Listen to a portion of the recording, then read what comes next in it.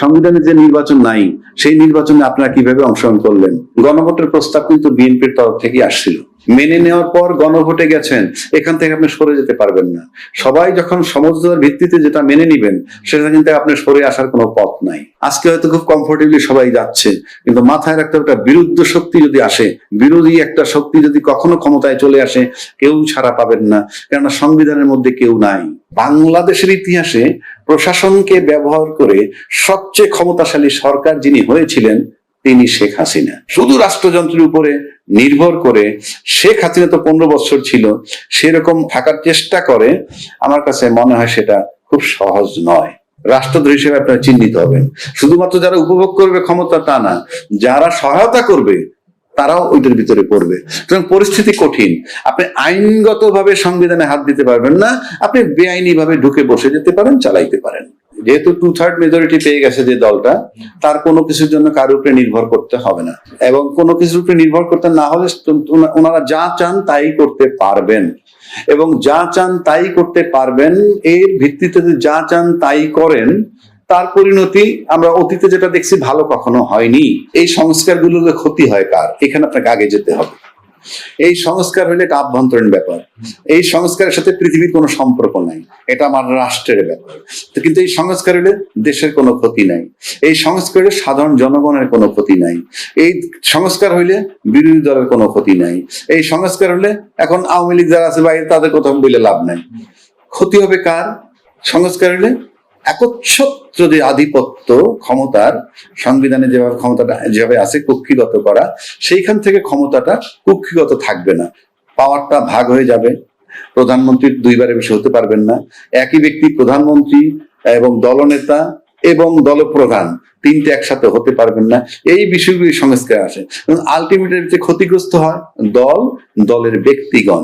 সে কারণে রাষ্ট্রের ক্ষতি নেই, জনগণের ক্ষতি নেই। আমি আবারও বলছি, তাহলে তারা চাচ্ছেন না শুধুমাত্র তাদের নিজেদের জন্য, রাষ্ট্র এবং জনগণ নিয়ে ভাবলে এই সংস্কারে কোনো আপত্তি থাকার কথা নয়। যে আজকে এই যে জেনারেশনটা আসছে এবং তাদেরকে আমাদের গ্রহণ করা উচিত, তাদেরকে আমাদের, এখন তারা যদি লাইনচ্যুত হয় বা কিছু, তাহলে সেটা আমরা বুঝাবো যে which is good, which is bad. আমি শুরু থেকেই তাকে বাদ দিয়ে দিব, সে যা তা, সে এইটা সেইটা, তারা চাঁদাবাজ, তারা দেশের ধ্বংসকারী, ষড়যন্ত্রকারী। আজকে তাদেরকে আমরা বলতেছি যে তোমরা আন্দোলন করে নাই, তারা বেআইনি কর্মকাণ্ড করছে, মব করছে, মব করে সরকারে তারাইছে, ভালো কথা, সরকারকে তারাইছে, তার মব করে করায় থাকে, তাহলে তো তারপরে যে সরকারটা আসলো সেটাও সেটার ফসল, এবং তার অধীনে যেটা নির্বাচন করে যেটা আসলো সেগুলো তো সবই ওই মবের পরে, যখন ছাত্রদের বেআইনি কর্মকাণ্ড করার পর যখন শেখ হাসিনা চলে গেল, তারপর যারা আছে তার কি সবই তো বেআইনি। তো আজকে যদি নির্বাচন করে যা ক্ষমতা আসছে তারাও তো বেআইনি হয়ে যাবে ওই হিসাব করে। তো আপনি আজকে যেভাবে দেশটা চলতেছে, একটা সময় যদি আসে, অ্যাডভার্স কোন সরকার যদি আসে, অ্যাডভার্স মানে এই প্রতিকূল একটা সরকার যদি আইসে পড়ে কখনো, আপনি লক্ষ্য করে দেখবেন বঙ্গবন্ধু হত্যার 21 বছর পর শেখ হাসিনা দেশে এসে সরকার গঠন করলো, করার পর কিন্তু সেই বঙ্গবন্ধু হত্যার বিচার বলেন, তারপরে সেই রাজাকারদের বিচার বলেন, যুদ্ধ অপরাধী, সেগুলো কিন্তু সে করেছে। তো আবার আজকে হয়তো খুব কমফোর্টেবলি সবাই যাচ্ছে, কিন্তু মাথায় রাখতে হবে, একটা বিরুদ্ধ শক্তি যদি আসে, বিরোধী একটা শক্তি যদি কখনো ক্ষমতায় চলে আসে, কেউ ছাড়া পাবেন না, কেননা সংবিধানের মধ্যে কেউ নাই। সবাই সংবিধানের দোহাই দিয়ে চলতেছেন, সংবিধানের মধ্যে কেউ নাই। এই সংবিধানের ভিতরে অন্তর্বর্তীকালীন সরকারের কথা নাই, এই সংবিধানের ভিতরে তত্ত্বাবধায়ক সরকারের কথা নাই, এই সংবিধানের ভিতরে 2026 ফেব্রুয়ারিতে নির্বাচন হবে সেই কথা বলা নাই। এই সংবিধানের ভিতরে বলা আছে কি সংসদ ভেঙে গেলে পরবর্তী 90 দিনের মধ্যে নির্বাচন করবেন, কোনো কারণে না হলে আরো 90 দিনের মধ্যে। তারপরে বলা নাই আপনার যখন মন চায় তখন নির্বাচন করবেন। তাহলে এই সংবিধানের দোহাই যদি আপনারা দেন, তাহলে সংবিধানে যে নির্বাচন নাই সেই নির্বাচনে আপনারা কিভাবে অংশগ্রহণ করলেন? এটা প্রশ্ন আসবে।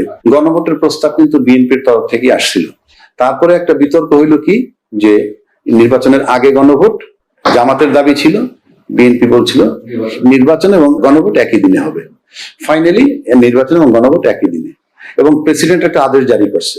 সেই আদেশে বলা আছে 2টা শপথ নিতে হবে, একটা শপথ নিবে সংসদ সদস্য হিসেবে, আর একটা নেবে সংবিধান সংস্কার পরিষদের সদস্য হিসেবে। তারেক রহমান সাহেব বারবার বলেছেন নির্বাচনের মধ্যে ধানের শীষে যেভাবে তোমরা সিল দিবা, একইভাবে গণভোটের পক্ষে হাঁ তে ভোট দিবা। এবং বিএনপি জিতছে, আমি মনে করি তারেক রহমান সাহেবের ওই এক বক্তব্যে গণভোটে জয়লাভ করছে। যেই গণভোট আপনি মেনে নিয়েছেন, সবাই আইনের কথা বলেন, কিন্তু আপনি যেটা দলমত নির্বিশেষে টোটাল বাংলাদেশ সবাই মেনে নিলেন, সব দল মেনে নেওয়ার পর গণভোটে গেছেন, এখান থেকে আপনি সরে যেতে পারবেন না। সবাই যখন সমঝোতার ভিত্তিতে যেটা মেনে নিবেন, সেটা কিন্তু আপনি সরে আসার কোনো পথ নাই। আর যদি বলেন যে দুইবার, এখন একটা কথা আসছে দুইবার শপথ তো রাষ্ট্রপতি যে ডাইরেকশনটা দিচ্ছে তার ভিতরে আছে। কেউ কেউ বলেন সংবিধানে দুইটা শপথ নাই, ওই সংবিধানের তো গণভোট আসে নাই, এটা তো জনগণের ডিজায়ার, সবার সম্মিলিত প্রয়াস, সবাই চাইছেন। রাজনৈতিক দলগুলো 8 মাস স্ট্রাগল করেও যখন সমাধানে আসতে পারেন নাই, তখন এটা গণভোটে গেছে, এবং গণভোটে যাওয়ার পর এখানে আসে। এখান থেকে আপনি সরে যাবার পথ নাই। এখন যদি আপনি সরে যান, আপনি 2/3 মেজরিটি নিয়ে যারা ক্ষমতায় আসছেন, তারা যদি ভাবেন আমি মানলাম না, মানলেন না, নো ম্যাটার। বাংলাদেশে তো নতুন কিছু না। বাংলাদেশে এরকম এমন হইতো যে নতুন না, এটা পুরনো, এরকম অতীতে হয়েছে। আপনি মানবেন না, মানবেন না। আপনি জনগণের প্রতিশ্রুতি দিচ্ছেন যে এটা গণভোটে যাবে, হা জয়যুক্ত হলে মেনে নিবেন। প্রতিশ্রুতি যদি না মানেন, না মানবেন। কিন্তু প্রশ্ন হচ্ছে, যদি এই প্রতিশ্রুতি আপনি না মানেন, তার যে কনসিকুয়েন্স কি হবে সেটা সময় বলবে। যেহেতু 2/3 মেজরিটি পেয়ে গেছে যে দলটা, তার কোনো কিছুর জন্য কারোর উপরে নির্ভর করতে হবে না, এবং কোনো কিছুর উপরে নির্ভর করতে না হলে ওনারা যা চান তাই করতে পারবেন, এবং যা চান তাই করতে পারবেন। এর ভিত্তিতে যা চান তাই করেন, তার পরিণতি আমরা অতীতে যেটা দেখছি ভালো কখনো হয়নি। জামাত এবং এনসিপি তারা যে 11 দিন জোট করছে, এখানে একটা জিনিস লক্ষণীয় যে বিরোধী দল হিসাবে তারা জামাত কিন্তু আপনার সিঙ্গেল মানে নিজেরা শুধু নির্বাচন করে মাত্র 3টা সিট পেয়েছিল, আর জোটে গিয়ে বিএনপির সাথে একবার 14টা একবার 18টা পেয়েছে। 3টা সিট যে জামাত পাইতো, তারা 68টা সিট পেয়েছে। এটা অলমোস্ট প্রায় 23 গুণ। এটা কিন্তু বিশাল ডেভেলপমেন্ট। আর যে রেকর্ড আছে তাদের প্রায় 52-53টা সিটে 70 ভোট থেকে 5000 ভোট এই ব্যবধানে হারছে, এবং তাদের মোট ভোট কাস্টিং এর ভোট পেয়েছে 31%। এই 31% ভোটার জামাতকে যারা দিছে, তারা যে সবাই জামাত করে সেটা আমি যদি নাও বলি, বাট দ্বিদলীয় শাসন ব্যবস্থা দেখে সে কারণে তারা হয়তো তৃতীয় একটা শক্তি দেখতে চেয়েছিল। ক্ষমতায় আসতে পারেনি সেটা ভিন্ন কথা, তা নাহলে এত ভোট তাদের পাওয়ার কথা নয়। এখন যারা ভোট দিছে আশাবাদী হয়ে, সেই ভোটারগুলো কিন্তু মানসিকভাবে তাদের সাপোর্ট দিবে। মানে আপনি এবারের বিরোধী দলটা কিন্তু কাস্টিং ভোটের একটা বিরাট অংশের ভোটারদেরকে নিয়ে বিরোধী দল। সুতরাং তারা হয়তো চিন্তা করতেছে এইটা যে আমরা পার্লামেন্টে শুরু করব আমাদের যাত্রা, আমাদের বিতর্ক, পার্লামেন্টে বিতর্ক শুরু করবে। এবং গণতান্ত্রিক দেশ হিসেবে আমিও আশা করি পার্লামেন্টের থেকে বিতর্ক শুরু হোক কঠিনভাবে। এবং তারা একটা বলছে যে তারা শ্যাডো গভর্নমেন্ট করবে, এবং শ্যাডো গভর্নমেন্ট তো আপনি ভালোই জানেন, প্রতিটা মন্ত্রণালয়ের সাথে কাউন্টার একজন মন্ত্রী, একজন সরকার হিসেবে মন্ত্রী পারলে আর এমনি শ্যাডো গভর্নমেন্ট। সুতরাং তারও প্রিভিলেজ থাকবে, প্রত্যেকটা দপ্তরের খবর সে নিতে পারবে, নিয়ে সেখানে যদি বিতর্ক শুরু করে পার্লামেন্টে ভালো। যদি এই বিতর্কের মধ্যে থেকে গণতান্ত্রিক চর্চা চলতে থাকে ভালো।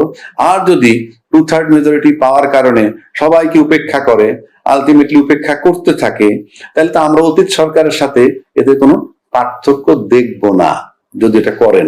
কিন্তু আমরা চাই না সেই ঘটনাগুলো পুনরাবৃত্তি হোক। এই কারণে বলছি, বাংলাদেশের ইতিহাসে প্রশাসনকে ব্যবহার করে সবচেয়ে ক্ষমতাশালী সরকার যিনি হয়েছিলেন, তিনি শেখ হাসিনা। এত কঠিন ভাবে মানে সমস্ত সরকারি রাষ্ট্রীয় অর্গানকে ব্যবহার করে সরকারি পরিচালনা করা ওনার চেয়ে শক্তিশালী কেউ এ পর্যন্ত হয় নাই। 2 নম্বর, তখন প্রশাসনকে সে এনশিওর করছে এইরকম যে আমি তোমাদের টপে আছি, আমি তোমাদের আশ্বস্ত করছি। এইভাবে পুলিশকে ব্যবহার করতে পারতেছে। পুলিশ ডাইরেক্ট তার সাথে যোগাযোগ ছিল। কিন্তু আমার কাছে অন্য কোন সরকার প্রশাসনকে শেখ হাসিনার মতো ব্যবহার করতে পারবে বলে আমার কাছে মনে হয় না। সেদিকটা বিবেচনায় করতে গেলে রাষ্ট্রযন্ত্রের উপরে, শুধু রাষ্ট্রযন্ত্রের উপরে নির্ভর করে, শেখ হাসিনা তো 15 বছর ছিল, সেরকম আরো কেউ যদি থাকার চেষ্টা করে, আমার কাছে মনে হয় সেটা খুব সহজ নয়। গণভোটের আলোকে আপনার সংস্কার করতে হবে, গণভোটের আলোকে সংবিধান সংস্কার করে তার ভিতরে আপনাদেরকে ঢুকতে হবে। তাহলে আপনি তো এই সংবিধানের মধ্যে ঢুকতেই পারবেন না। এই সংবিধানে বলা আছে সংবিধানের 142 অনুচ্ছেদে বলা আছে 2/3 মেজরিটি পাইলে সে যে কোনো রকমের পরিবর্তন করতে পারে, সংস্কার করতে পারে। কিন্তু সংবিধানের আবার সাতের খতে বলা আছে 142-এ যা কিছু থাকুক না কেন, 142 অনুচ্ছেদে যা কিছু থাকুক না কেন, প্রথম ভাগের দ্বিতীয় ভাগের কতগুলো জিনিস আছে, কোনো পরিবর্তন করতে পারবেন না। সেই প্রথম ভাগের ভিতরে যেমন আছে 4 ক, সেখানে কি যে বঙ্গবন্ধুর প্রতিকৃতি, বঙ্গবন্ধুর ছবি সমস্ত অফিস, আদালত, স্বায়ত্তশাসিত প্রতিষ্ঠান সর্বত্র এটা থাকতে হবে, আপনি পরিবর্তন করতে পারবেন না। যদি করেন তাহলে 7-এর 1 আর 2-এ বলা হয়েছে তাহলে রাষ্ট্রদ্রোহিতার শামিল হবে, রাষ্ট্রদ্রোহী হিসেবে আপনারা চিহ্নিত হবেন। শুধুমাত্র যারা উপভোগ করবে ক্ষমতা তা না, যারা সহায়তা করবে তারাও ওইটার ভিতরে পড়বে। সুতরাং পরিস্থিতি কঠিন। আপনি আইনগতভাবে সংবিধানে হাত দিতে পারবেন না, আপনি বেআইনি ভাবে ঢুকে বসে যেতে পারেন, চালাইতে পারেন। আইনগতভাবে আপনি সংবিধান এমন ভাবে করা, এটা যদি আপনি এই গণভোটের আলোকে সংবিধান সংস্কার পরিষদের সদস্য হিসেবে ওক নিয়ে সংস্কার কইরা না ঢোকেন, তাহলে আপনি সম্পূর্ণ বেআইনি থাকবেন।